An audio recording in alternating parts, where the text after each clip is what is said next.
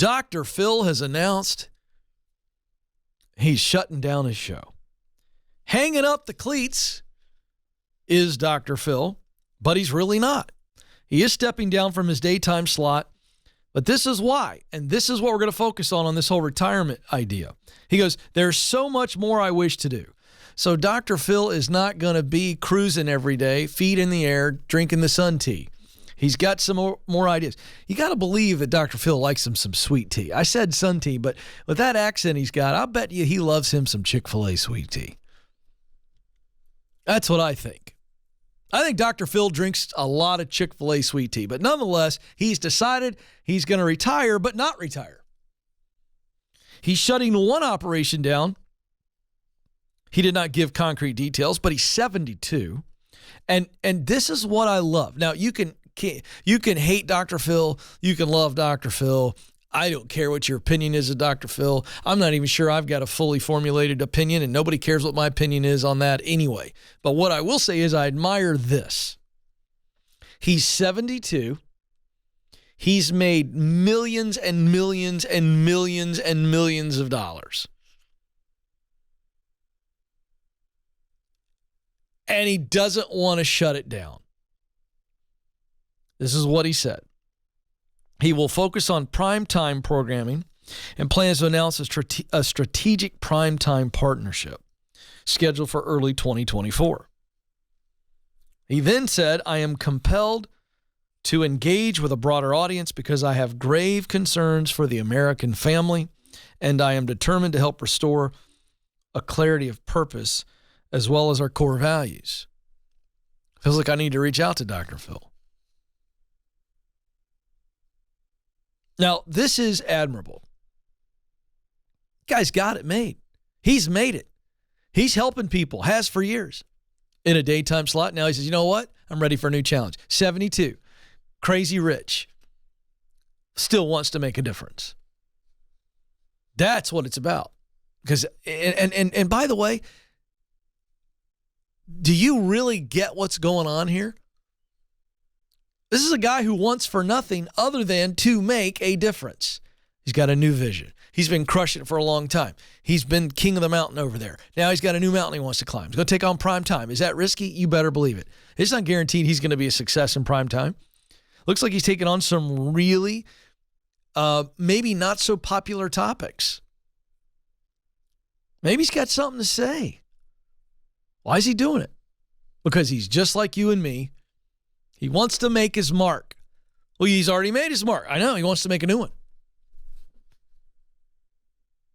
And that is why I share this story.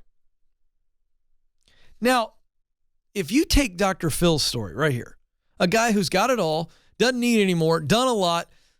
When he dies, a lot of people will talk about it. Well known. Fill in the list of all of the superlatives of Dr. Phil's life.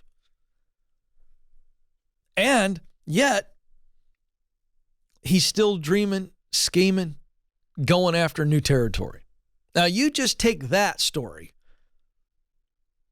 and I want to share a couple of quotes.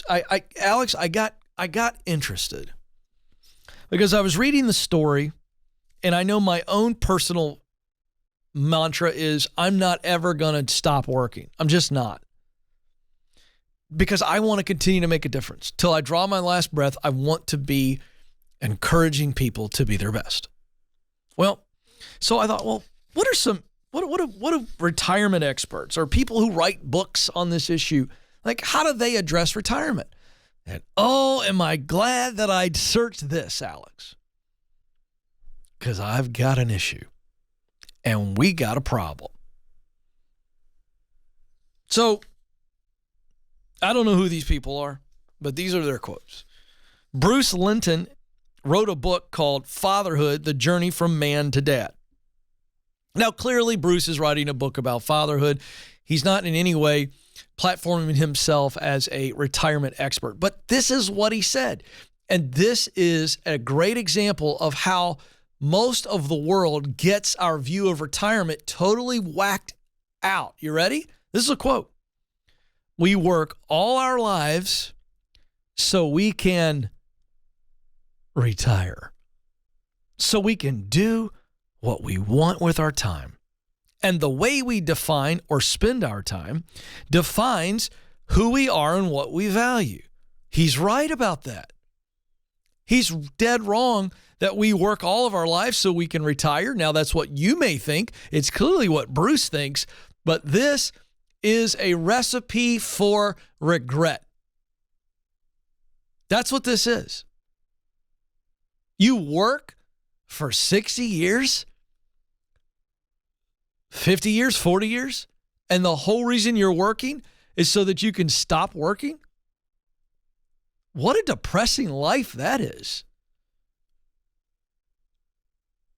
But where he's right, I must ask, hey, Bruce, why do we have to wait until the age of retirement or the financial wherewithal to retire to then say, so we can do what we want with our time?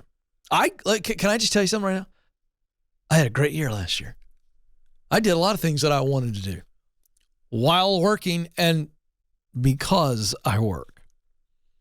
I'm doing things every day that I want to do with my time.